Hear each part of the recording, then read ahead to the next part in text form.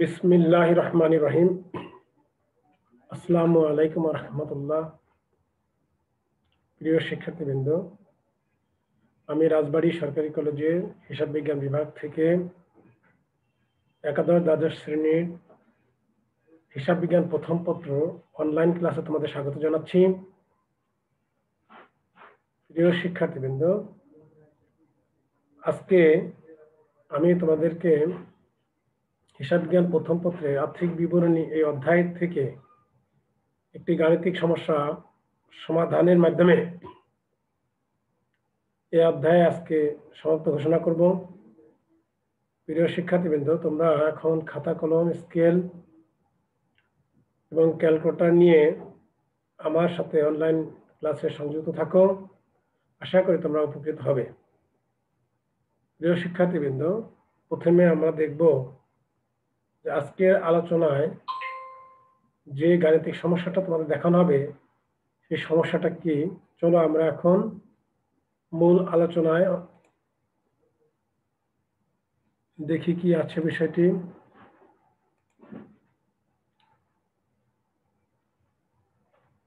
প্রিয় শিক্ষার্থীবৃন্দ, তোমরা দেখতে পাচ্ছ আমরা এখানে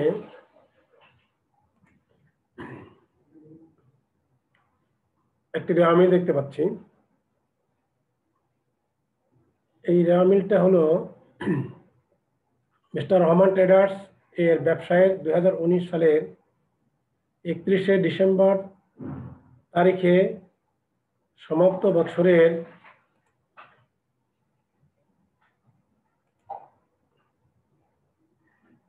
হিসাবের যে সমূহ নিম্নরূপ।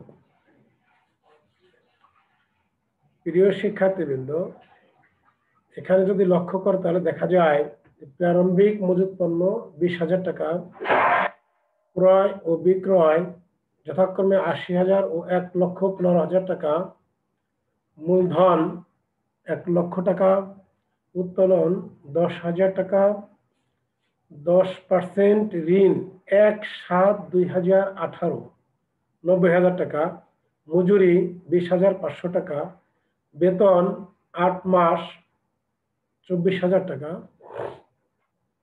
বিজ্ঞাপন 25,000 টাকা, আসবাবপত্র 60,000 টাকা, প্রাপ্য হিসাব 43,000 টাকা, অনাদায়ী পাওনা 2,500 টাকা, 12% বিনিয়োগ 1/7/2019 তারিখে 70,000 টাকা, প্রদেয় হিসাব 30,000 টাকা, ব্যাংক জমাতিরিক্ত 20,000 টাকা। প্রিয় শিক্ষার্থীবৃন্দ, আমরা যদি এই রেওয়া মিলের দিকে লক্ষ্য করি তাহলে রেওয়া মিলের ভিতরে কিছু সমন্বয় রয়েছে যেগুলো আগে আমরা এর ব্যাখ্যা বিশ্লেষণ দিব, তারপরে আমরা সমন্বয়ে যাব। এরপরে এর থেকে আমাদের যে সমস্ত সমস্যা সমাধান করতে বলা হয়েছে সেগুলো সমাধান করব। প্রিয় শিক্ষার্থীবৃন্দ, তোমরা লক্ষ্য করলে দেখবে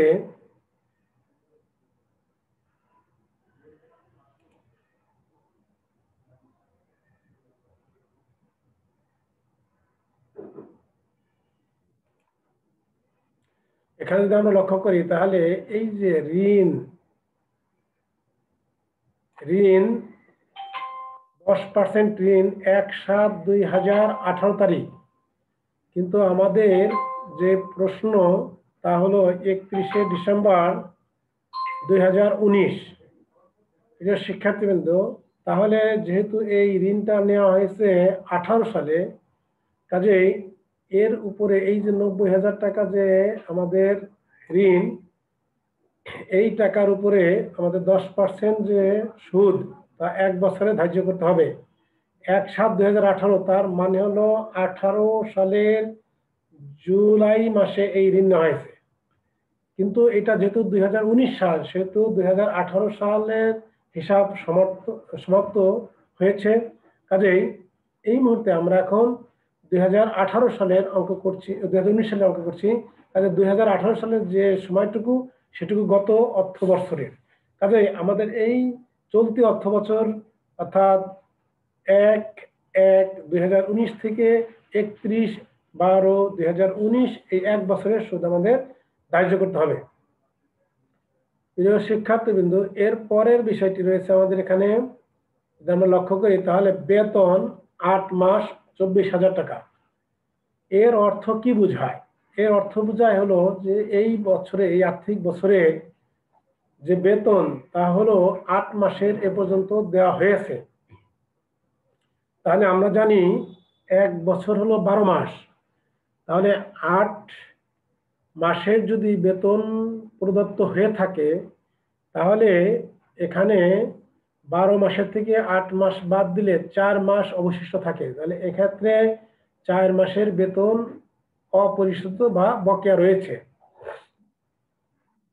এখানে বিজ্ঞাপন 25,000 টাকা, আসবাবপত্র 60,000 টাকা, প্রাপ্য হিসাব 43,000 টাকা, অনাদায়ী পাওনা 2500 টাকা। 12% বিনিয়োগ 1/7/19 70,000 টাকা।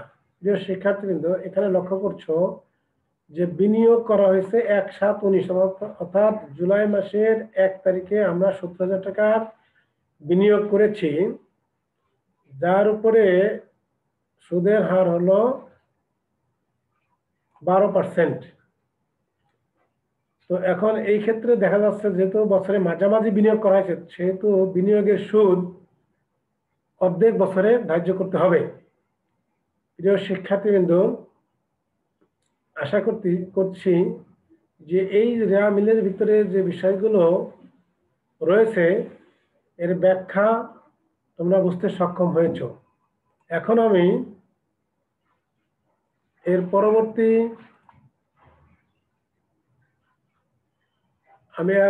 পরবর্তী সমন্বয়ে চলে যাচ্ছি। তোমরা লক্ষ্য করো,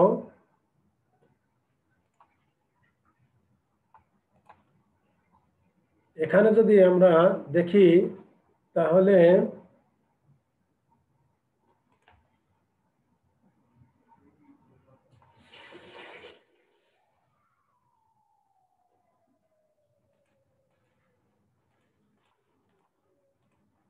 এখানে যদি লক্ষ্য করা যায় সমন্বয়গুলো আমরা একটু দেখে নেই। সমন্বয়ে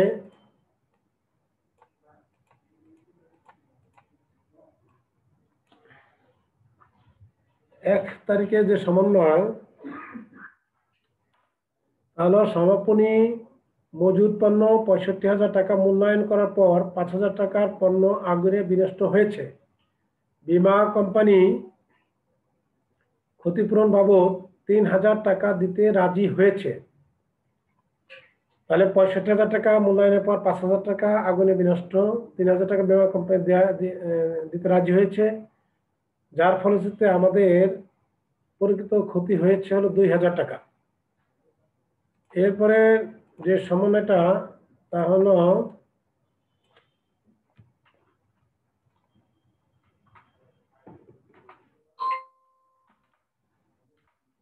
বিজ্ঞাপনের 5-1 অংশ অবলোপন করো। তাহলে আমাদের রেওয়া মিলে যে বিজ্ঞাপন তা পরিমাণ হলো, এই যে লক্ষ্য করো, 25,000 টাকা। এই 25,000 টাকা হলো আমাদের বিজ্ঞাপন। এর 5-1 অংশ অবলোপন করো, তাহলে 5/4 অংশ বিলম্বিত করতে হবে। অর্থাৎ 5/4 অংশ থাকবে সম্পদ, 5/1 অংশ হবে খরচ। আসবাবপত্র, এর পরবর্তী সমন্বয়টা হলো আসবাবপত্রের উপর 10% অবচয় ধার্য করো। এখানে আমাদের প্রশ্নে আসবাবপত্রের পরিমাণ আছে হলো 60,000 টাকা। তো 60,000 টাকার উপর 10% যদি আমরা অবচয় ধরি তাহলে আমাদের 6,000 টাকা অবচয় আসে। এর পরবর্তী সমন্বয় আমাদের রয়েছে হলো যে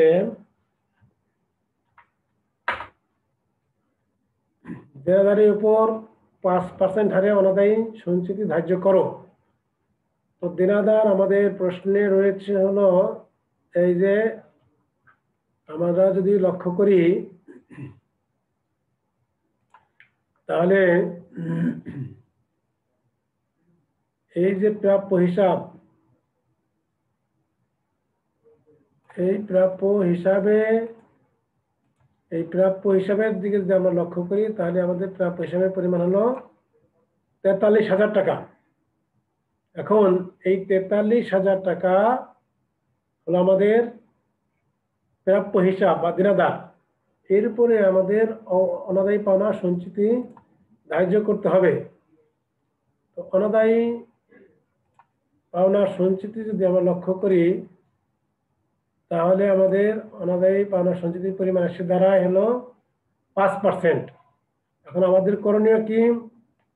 বিশদ আয় বিবরণী প্রস্তুত করো, মালিকানা সত্ত্ব বিবরণী প্রস্তুত করো, আর্থিক অবস্থার বিবরণী তৈরি করো। তো এই তিনটা হলো আমাদের করণীয়। আমরা প্রথমে বিশদ আয় বিবরণী প্রস্তুত করব। তো বিশদ আয় বিবরণী প্রস্তুত করার জন্য আমাদেরকে মিস্টার রহমান বিশদ আয় বিবরণী 31 ডিসেম্বর 2019 সালের সমস্ত বছরের জন্য এইভাবে আমাদের ছকের উপরে হেডিং লিখতে হবে। এরপরে আমরা এই 4 কলম বিশিষ্ট একটি ছক তৈরি করব, যেখানে বিবরণ, টাকা, টাকা, টাকা, এরকম 3টি কলম থাকবে টাকার। প্রথমে আমরা বিক্রয় লিখব। বিক্রয়ের পরিমাণ আমরা ইতিমধ্যে দেখেছি, এটা 1,15,000 টাকা। তোমরা যদি লক্ষ্য করো তাহলে এখানে দেখবে বিক্রয়ের পরিমাণ কত? 1,15,000 টাকা। তো আমরা এখানে বিক্রয়ের পরিমাণ 1,15,000 টাকা লিখলাম। বাদ বিক্রিত পণ্যের ব্যয়। এখন বিক্রিত পণ্যের ব্যয় নির্ণয় করার জন্য আমাদের যে সূত্র আমরা ইতিপূর্বে শিখেছি, অর্থাৎ প্রথমে প্রারম্ভিক মজুদ। এই প্রশ্নে প্রারম্ভিক মজুদের পরিমাণ রয়েছে হলো 20,000 টাকা। তো প্রথমে আমরা প্রারম্ভিক মজুদের পরিমাণ 20,000 টাকা বসালাম। এর সাথে যোগ করব ক্রয়। তোমরা লক্ষ্য করো ক্রয়ের পরিমাণ আছে প্রশ্নে 80,000 টাকা।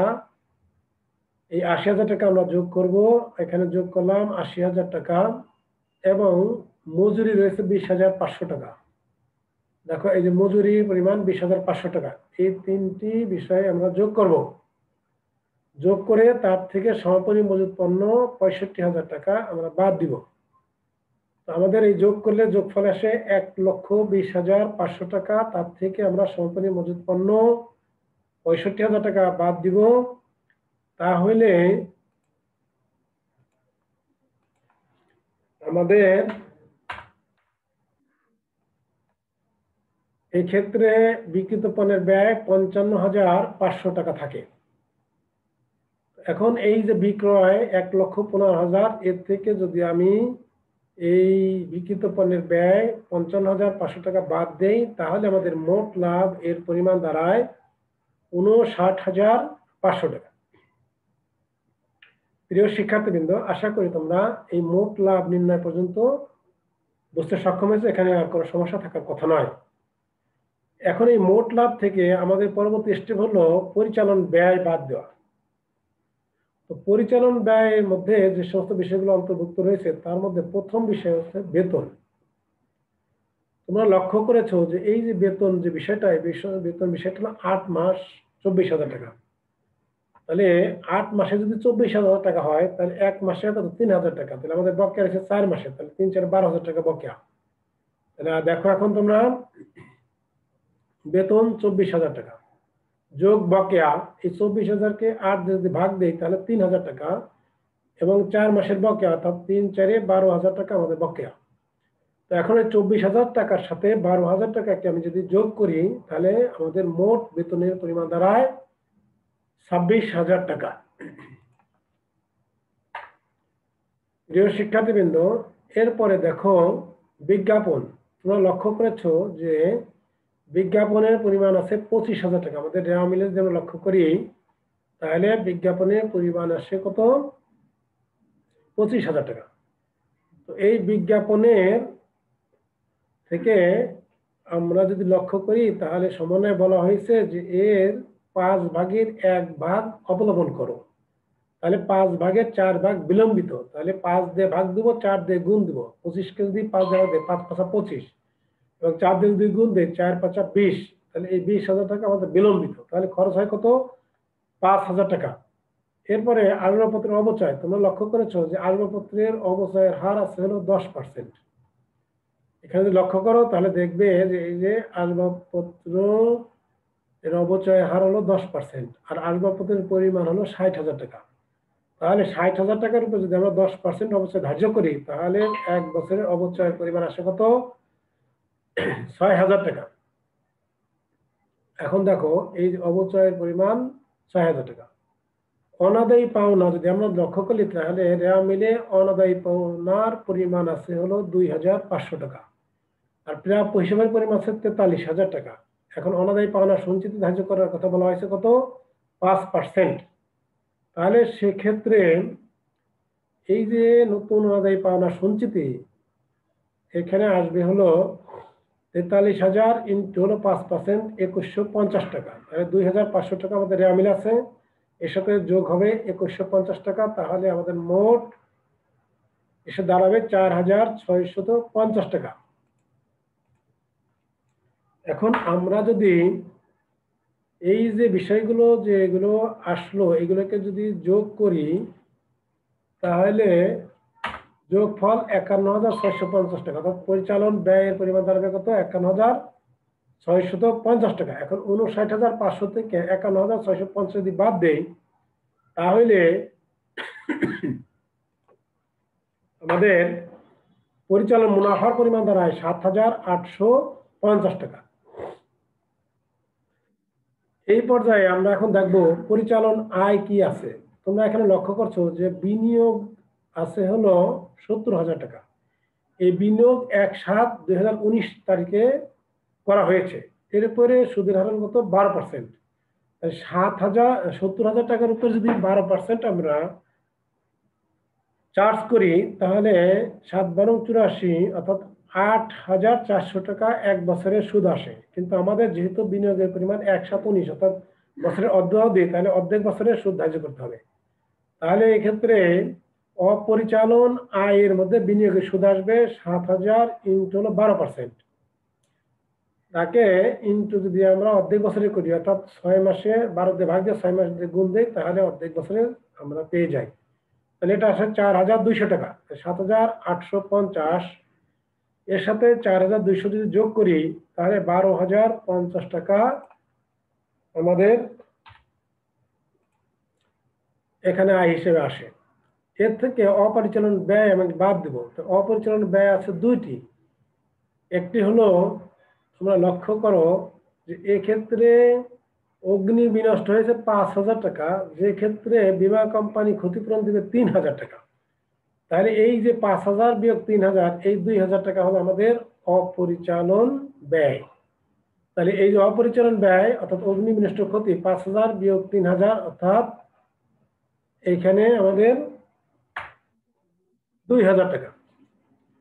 এরপর ঋণের সুদ আমাদের এখানে ঋণ আছে হলো 10% ঋণ এবং 1/7/2018, তার মানে এটা গত অর্থ বছরে বিনিয়োগ করা হয়েছে। ফলে এই 90,000 টাকার উপরে পুরোপুরি 1 বছরের সুদ ধার্য করতে হবে। তো 90,000 টাকার উপরে যদি 10% সুদ ধার্য করি তাহলে আমাদের সুদের পরিমাণ দাঁড়ায় 9,000 টাকা। তাহলে অপরিচালন ব্যয় আমরা পেয়েছি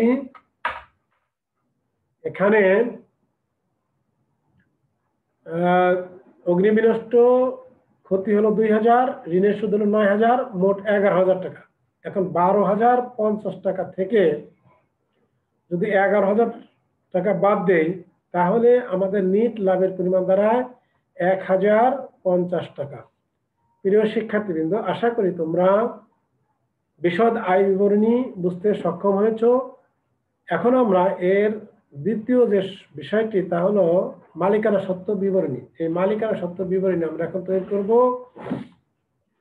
তো মালিকানা সত্ত্ব বিবরণী তৈরি করতে যাই প্রথমেই আমাদেরকে প্রারম্ভিক মূলধন এর পরিমাণ বসাতে হবে। তো এখানে প্রারম্ভিক মূলধনের পরিমাণ আছে 1 লক্ষ টাকা। এরপর আছে উত্তোলন আছে 10,000 টাকা।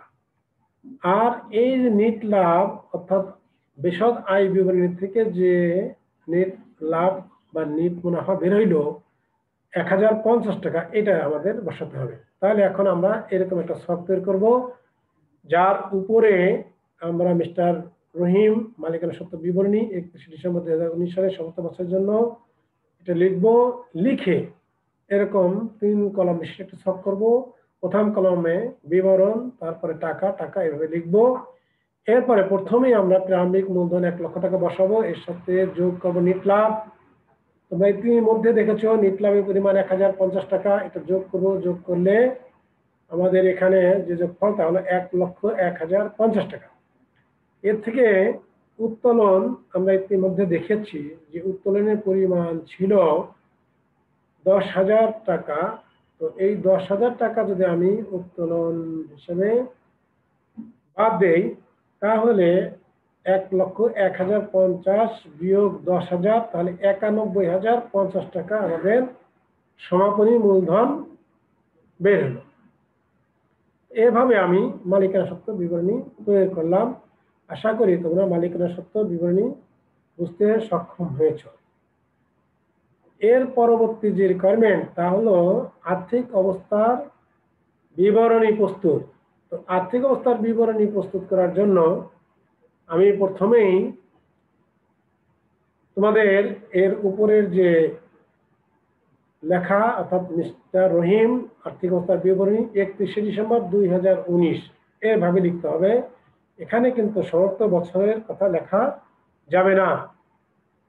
তো এটা লিখে আমি 3 কলম সেটা ছক তৈরি করবো, টাকা এবং এখানে বিবরণগুলো লিখবো। প্রথমে আসবো আমরা সম্পদ। আমরা যদি রেওয়ামিলের দিকে লক্ষ্য করি তাহলে আমরা দেখতে পাই যে চলতি সম্পদের মধ্যে প্রথম যে চলতি সম্পদ তা হলো প্রাপ্য হিসাব। এই প্রাপ্য হিসাবের পরিমাণ ছিল 43,000 টাকা, ইতিমধ্যে তোমরা দেখেছো। আর এর উপরে 5% আমাদের পাওনা সঞ্চিতি ধার্য করতে হবে। আমরা জানি যে 43,000 টাকার উপর যদি 5% আমাদের পাওনা সঞ্চিতি ধার্য করি তার পরিমাণ আসে 2,150 টাকা। এখন এই 43,000 টাকা থেকে 2,150 টাকা যদি আমি বাদ দেই তাহলে আমাদের নিট প্রাপ্য হিসাবের পরিমাণ দাঁড়ায় 40,850 টাকা। প্রিয় শিক্ষার্থীবৃন্দ, এর পরবর্তী যে চলতি সম্পদ তা হলো আমাদের সমাপনী মজুদ পণ্য। তোমরা রেওয়ামিলের সমন্বয়ে দেখেছো যে সমাপনী মজুদের পরিমাণ দেওয়া আছে 65,000 টাকা এবং আরো বলা আছে যে এখানে 5,000 টাকার 65,000 টাকা মূল্যায়নের পরে 5,000 টাকা পণ্য অগ্নি বিনষ্ট হয়েছে। তাহলে আমাদের সমাপনী মজুদ পণ্য নিট পরিমাণ দাঁড়ায় হলো 65,000 টাকা। তার থেকে 5,000 যদি বিয়োগ করি তাহলে আসে কত? 60,000 টাকা। আরো বলা হয়েছে যে এই 5,000 টাকা যে অগ্নি বিনষ্ট হয়েছে এখান থেকে বীমা কোম্পানি 3,000 টাকা দিতে রাজি হয়েছে। তো বীমা কোম্পানি যেটা দিতে রাজি হয়েছে তার মানে সেটা আমাদের সম্পত্তি। অতএব এখানে সম্পদের হিসাবে বীমা কোম্পানির নিকট প্রাপ্য এই 3,000 টাকা এখানে বসাতে হবে। তাহলে এখন এই হলো আমাদের চলতি সম্পদ গুলোর পরিমাণ। এরপরে আমরা আসি দীর্ঘমেয়াদী বিনিয়োগ। এখানে যেহেতু বিনিয়োগের সাথে শতকরা পার্সেন্টেজ আছে এই জন্য আমাদের এই ক্ষেত্রে বিনিয়োগ দীর্ঘমেয়াদী বিনিয়োগ হিসেবে ধার্য করতে হবে। দীর্ঘমেয়াদী বিনিয়োগ অর্থাৎ 12% বিনিয়োগের পরিমাণ আছে 70,000 টাকা। এই বিনিয়োগের উপর বকেয়া সুদ রয়েছে। আমরা দেখেছি ইতিমধ্যে 70,000 টাকার উপর যদি 12% সুদ ধার্য করি তাহলে আসে 8,400 টাকা। কিন্তু যেহেতু এই বিনিয়োগটা বছরের মাঝামাঝি সময় করা হয়েছে তাই এই বিনিয়োগের বকেয়া সুদ হয় প্রত্যেক বছরে 4,200 টাকা। এখন এই বিষয়গুলোকে যদি আমি যোগ করি তাহলে চলতি সম্পদ এবং দীর্ঘমেয়াদী বিনিয়োগ এর মোট পরিমাণ দাঁড়ায় 1,78,050 টাকা। তো প্রিয় শিক্ষার্থীবৃন্দ, তোমরা এই চলতি সম্পদ এবং দীর্ঘমেয়াদী বিনিয়োগ এই অংশটুকু বুঝতে সক্ষম হয়েছ।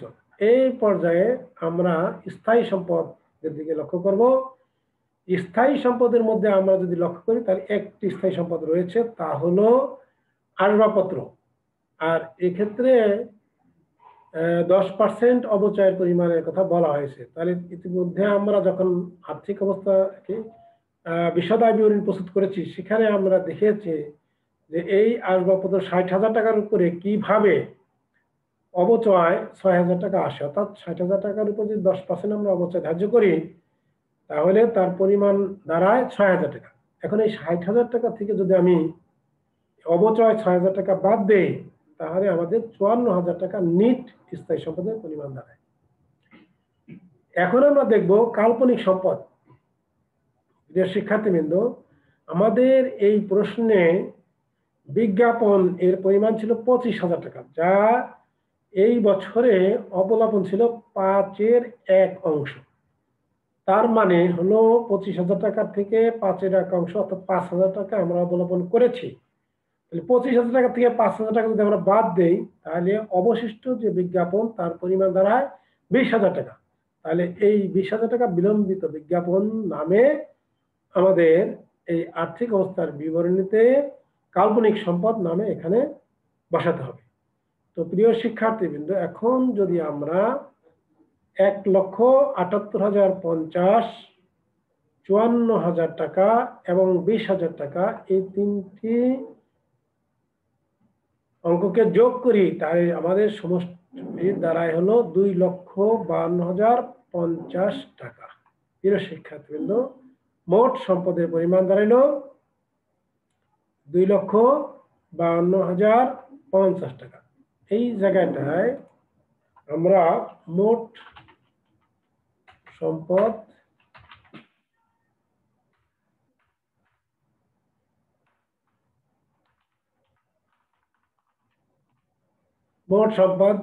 লিখে দেব। এখন আমরা দায় ও মূলধনের এই অংশে আসি। প্রথমে আসি চলতি দায়। প্রিয় শিক্ষার্থীবৃন্দ, যদি তোমরা এই প্রশ্নের দিকে লক্ষ্য করো তাহলে চলতি দায়ের যেগুলো বিষয় আছে তা হলো প্রথমে আসে ব্যাংক জমাতৃত্ব, এরপর আছে প্রদেয় হিসাব, এরপরে আছে ঋণের বকেয়া সুদ, এরপরে আছে বেতন বকেয়া। তাহলে আমরা এই সমন্বয় গুলো যদি দেখি তাহলে এক্ষেত্রে দেখা যায় 4টি বিষয় আছে যা আমাদের চলতি দায় হিসাবে অন্তর্ভুক্ত হবে। তাহলে প্রথমে আসি আমরা ব্যাংক জমাতিরিক্ত। এখানে ব্যাংক জমাতিরিক্ত আসলে 20,000 টাকা। ঋণের সুদ ইতিমধ্যে আমরা ক্যালকুলেশন করেছি, তোমরা দেখেছো যে ঋণের পরিমাণ ছিল 90,000, তার উপর 10% অর্থাৎ 9,000 টাকা ঋণের সুদ। প্রদেয় হিসাবের পরিমাণ আমরা মিলে দেখেছি 30,000 টাকা। ইতিমধ্যে আমরা বকেয়া বেতনের পরিমাণ নির্ধারণ করেছি যার পরিমাণ দাঁড়িয়েছে 12,000 টাকা। তাহলে এই হলো আমাদের মোট চলতি দায়, অর্থাৎ এই 4টা বিষয়কে যোগ করলে আমরা মোট চলতি দায় পরিমাণ পেয়ে যাব, অর্থাৎ 20,000, 9,000, 30,000, 12,000। এই 4টে বিষয়কে যোগ করি তাহলে মোট চলতি দায়ের পরিমাণ 71,000 টাকা। এবার আমরা দীর্ঘমেয়াদী ঋণের কথায় আসি। আমরা যদি রেওয়া মিলের দিকে লক্ষ্য করি তাহলে তোমরা দেখতে পাবে যে এই রেওয়া মিলের মধ্যে আমাদের ঋণের পরিমাণ রয়েছে 90,000 টাকা। তাহলে এই 10% ঋণ, এইটা আমাদের দীর্ঘমেয়াদী ঋণ। দীর্ঘমেয়াদী ঋণের পরিমাণ হলো 90,000 টাকা। তা আমরা দীর্ঘমেয়াদী ঋণের এখানে আমরা 10% ঋণ 90,000 টাকা বসালাম। এরপর আসে মালিকানা সত্ত্ব। আমরা যদি রেওয়া মিলের দিকে লক্ষ্য করি, রেওয়া মিল না, মালিকানা সত্ত্ব বিবরণীর দিকে লক্ষ্য করি তাহলে একটু আগেই আমরা এটা ক্যালকুলেশন করেছি, তোমরা একটু লক্ষ্য করো। এই যে মালিকানা সত্ত্ব বিবরণী, এই মালিকানা সত্ত্ব বিবরণীর যে ফলাফল অর্থাৎ 91,050 টাকা, এটাই হবে আমাদের সমাপনী মূলধন। মালিকানা সত্ত্বের আন্ডারে সমাপনী মূলধন 91,050 টাকা আমাদের বসাতে হবে। তো আমরা এখন এখানে মালিকানা সত্ত্ব অর্থাৎ সমাপনী মূলধন 91,050 টাকা বসাই। এখন চলতি দায়ের পরিমাণ হলো 71,000, দীর্ঘমেয়াদী ঋণ হলো 90,000, মালিকানা সত্ত্বের পরিমাণ হলো 91,050। তাহলে এই তিনটি বিষয়কে যদি আমরা যোগ করি অর্থাৎ 71,000, 90,000, 91,050, তাহলে আমাদের মোট দায়ের পরিমাণ দাঁড়ায় 42,000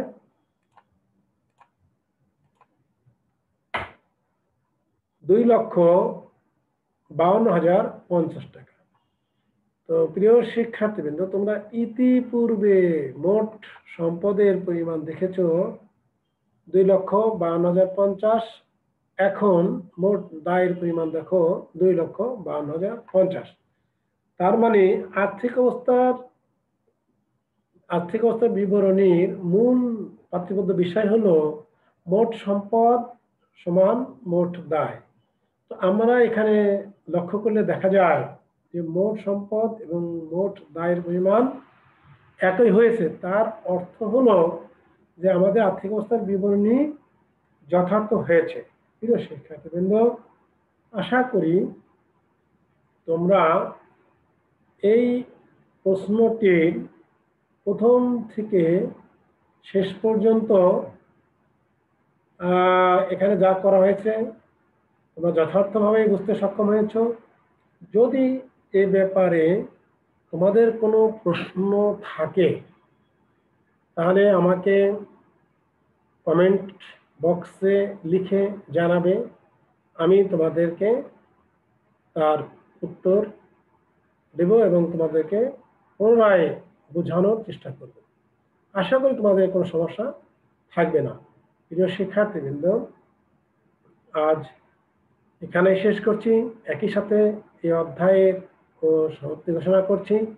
যদি এই অধ্যায় সংক্রান্ত কোনো বিষয়ে কোনো প্রশ্ন তোমাদের থাকে তাহলে আমাকে তোমরা জানাবে, আমি সে বিষয়ে তোমাদের ব্যাখ্যা বিশ্লেষণ দিব এবং তোমাদেরকে বিভিন্ন কাজে আমি সহযোগিতা করব। এই আশা রেখে আজকে শেষ করছি। আল্লাহ হাফেজ, সকলকে ধন্যবাদ।